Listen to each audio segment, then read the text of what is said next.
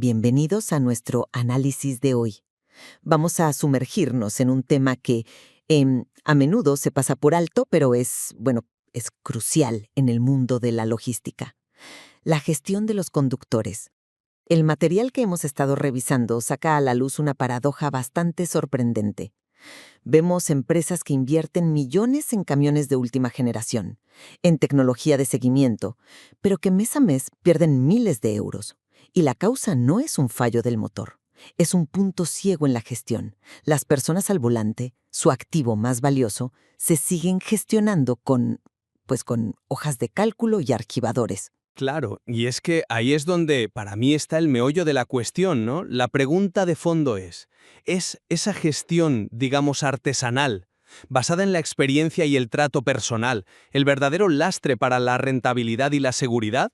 O, por el contrario, esta obsesión por la digitalización que se propone no estará subestimando peligrosamente el valor, que es incalculable, de la intuición y el conocimiento humano de un buen gestor de flotas. Pues mi postura es clara.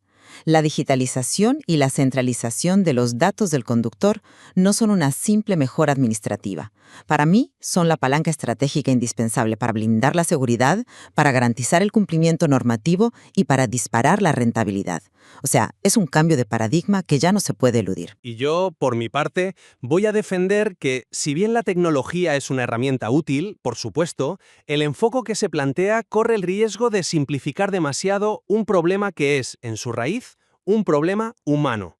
Podemos acabar erosionando la confianza y la experiencia, que son, precisamente, el motor que hace que una flota funcione de verdad, mucho más allá de los datos. A ver, para mí, el problema de fondo, el que de verdad nadie quiere ver, es que estamos gestionando a profesionales del siglo XXI con herramientas del siglo XX. Es que es así de simple. Las empresas tienen sistemas sofisticadísimos para controlar el aceite del motor, pero el historial de la persona que conduce ese vehículo de $500,000 está en un post-it o peor, solo en la memoria del gestor. Y esto, claro, genera riesgos enormes y silenciosos. Permisos que caducan sin que nadie se dé cuenta, infracciones que no se registran, asignaciones de vehículos que son, pues, pura lotería. El mito del buen chofer o el típico "yo conozco a mi gente" se desmorona con el primer accidente grave o la primera inspección seria. La solución no es más papeleo, es más inteligencia. Se necesita lo que el material llama un dossier de conductor centralizado, un perfil de 360 grados que lo unifique todo. Datos administrativos, contractuales, el historial de infracciones, el rendimiento, la formación. Así es como pasamos de apagar fuegos a pilotar la flota con datos. El conductor, de esta manera, no solo se convierte en un activo estratégico, sino en un generador de beneficios que se puede medir y en el principal garante de la seguridad. Yo no te niego que el caos de los archivos en papel es un problema real y que hay que superarlo, por supuesto. Dicho esto, el argumento de fondo me parece, y perdona que lo diga así, una clásica falacia de la solución tecnológica. Es decir, creer que una herramienta digital, por sí sola, puede resolver un problema de gestión humana. El problema no es la hoja de Excel, es la ausencia de procesos sólidos detrás de ella. Fíjate, el material critica las asignaciones de vehículos hechas por costumbre o por afinidad como ineficientes. Pero a ver, pensemos un segundo. ¿Acaso no tiene un valor incalculable la experiencia de un gestor que sabe, por años de trabajo, qué conductor es el más sereno para una ruta con un cliente especialmente difícil? ¿O cuál es el más meticuloso con la mercancía frágil? Es que ningún algoritmo puede capturar ese matiz, y al centrarlo todo en lo que se llama gestión por excepción, o sea, un sistema de alertas sobre infracciones o permisos caducados, se crea una cultura de vigilancia. Se pone el foco exclusivamente en lo negativo, en el error, e ignora sistemáticamente el buen desempeño que no genera ninguna alerta. El riesgo para mí es cambiar un punto ciego por otro, la falsa sensación de seguridad que te da un panel de control lleno de luces verdes, mientras por debajo se deteriora lo más importante, el capital humano y la confianza. Hablemos precisamente de esa gestión por excepción, que, para que nos entendamos, significa simplemente que el sistema te avisa solo cuando algo requiere tu atención. Es que esto es una cuestión de escala. Es físicamente imposible que una persona, por muy buena que sea, siga de forma fiable el estado de los permisos, las formaciones, las infracciones de 30, 100 o 300 conductores. La inteligencia del sistema no está en ahogarte en datos, sino en darte la alerta precisa en el momento justo. Oye, el permiso de conducir de esta persona caduca en 30 días. O Este conductor acumula 3 excesos de velocidad en el último mes. Esto permite actuar donde y cuando es necesario.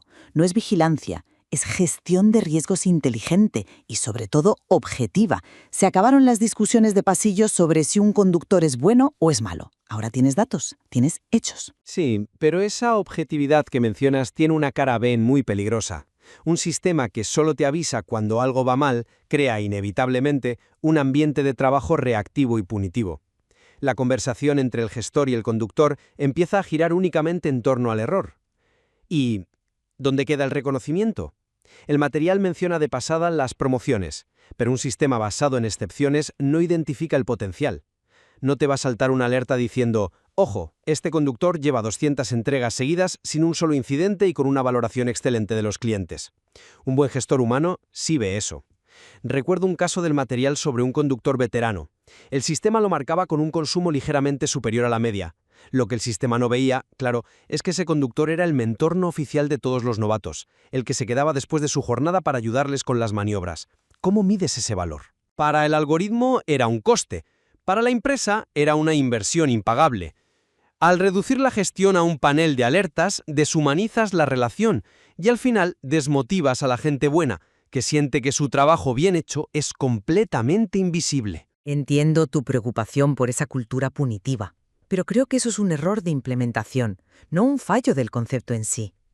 El sistema no sustituye al gestor, lo libera. Al automatizar el seguimiento de lo básico y obligatorio, los permisos, las normas, el gestor de repente tiene tiempo para hacer precisamente lo que dices, para hablar con ese mentor, para identificar el talento, para gestionar a las personas. La tecnología hace el trabajo sucio, para que lo humano pueda hacer el trabajo de valor. Es una herramienta para potenciar a los buenos gestores, no una excusa para los malos.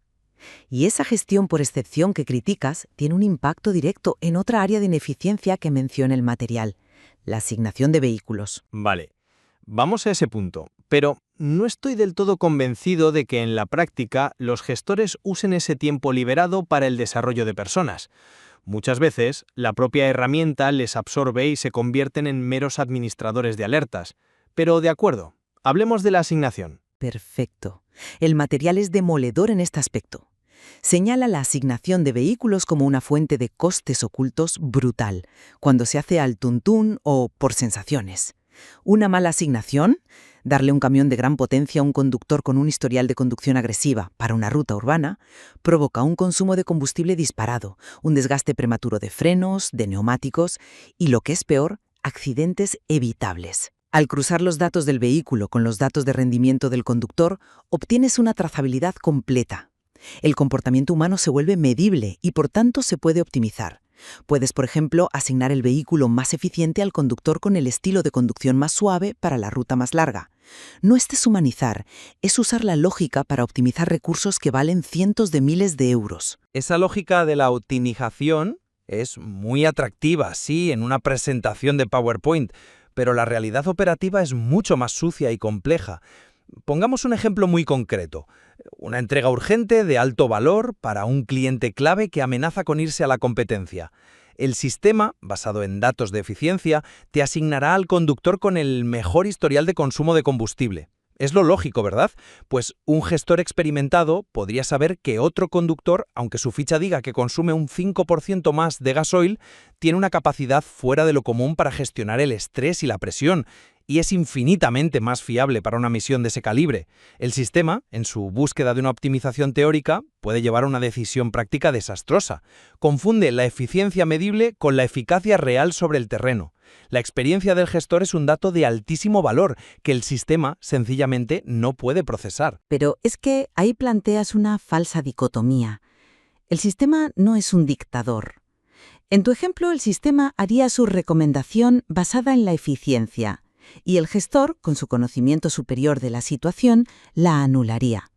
Diría: no, para esta misión necesito a esta persona por su templanza. Y eso quedaría registrado. La diferencia fundamental es que ahora esa decisión es consciente y es justificable, no un simple porque sí. Para el 95% de las asignaciones rutinarias, la recomendación del sistema será la óptima y ahorrarán miles de euros. Y para ese 5% de casos excepcionales, potencia el juicio del gestor al obligarle a tomar una decisión activa. Se trata de liberar al gestor de lo mundano para que pueda centrarse precisamente donde su experiencia aporta un valor diferencial. Sí, pero en la práctica eso no siempre funciona así, porque la lógica del sistema se acaba imponiendo. La dirección empieza a ver los informes y pregunta, ¿por qué este mes nos hemos desviado un 7% de las asignaciones óptimas del sistema? Y el gestor se pasa el día justificando por qué su intuición es mejor que el algoritmo. Al final, para evitar problemas, acaba siguiendo las recomendaciones de la máquina incluso cuando su instinto le dice lo contrario. El espacio para el juicio humano no se potencia, se encoge. Y esta obsesión por la eficiencia medible se traslada a otras áreas y puede crear una sensación de injusticia, lo cual es un problema enorme cuando hablamos de algo tan sensible como el dinero. Pues hablemos de dinero. Consideremos las primas y los gastos. Un área que el material describe como una fuente constante de conflictos, de errores manuales y de una carga administrativa brutal. Al automatizar el cálculo basándose en datos objetivos como los kilómetros reales recorridos, las horas de conducción o las misiones completadas, eliminas de un plumazo los errores humanos y la subjetividad. Se acabaron las disputas sobre si se pagó bien o mal una dieta. Esto genera una transparencia total y, como dice el texto, confianza interna. El conductor sabe exactamente por qué cobra cada céntimo y la empresa se ahorra un tiempo inmenso. Es una ganancia clara para ambas partes. Perdona, pero eso no me lo creo. La transparencia es necesaria, sí, pero no es ni mucho menos sinónimo de confianza. La confianza se basa en la percepción de justicia, y un sistema automatizado y rígido puede ser transparente pero profundamente injusto. ¿Cómo valora un algoritmo al conductor que se desvió 20 kilómetros de su ruta para ayudar a un compañero que había pinchado, incurriendo en más kilómetros y más tiempo? Un cálculo automático y ciego podría penalizarle en su prima de eficiencia. La confianza real se construye con flexibilidad y con juicio humano, reconociendo que no todas las situaciones caben en un algoritmo. Eliminar el error humano puede significar también eliminar la capacidad humana de aplicar el criterio, la empatía y la equidad. Es un argumento potente, pero parte de una premisa anticuada sobre la tecnología. Los sistemas modernos no son tan simples. Permiten a los gestores registrar lo que se llaman eventos justificados. Si un conductor ayuda a otro, el gestor lo anota en el sistema con un par de clics. Y ese desvío no solo no penaliza, sino que puede registrarse como un comportamiento positivo y hasta ser recompensado. La tecnología, bien utilizada, es perfectamente capaz de capturar esos matices. El problema no es el sistema, sino la voluntad de la empresa de usarlo para crear una cultura justa. Claro, pero eso depende de que el gestor esté siempre atento, que registre cada evento a la perfección y que tenga tiempo para hacerlo. En el mundo real, con la presión del día a día, muchos de esos matices se perderían. Al final, lo que prometía ser una solución para reducir la burocracia, crea una nueva capa de burocracia digital donde el valor de un buen acto depende de si alguien se acordó de hacer clic en la casilla correcta.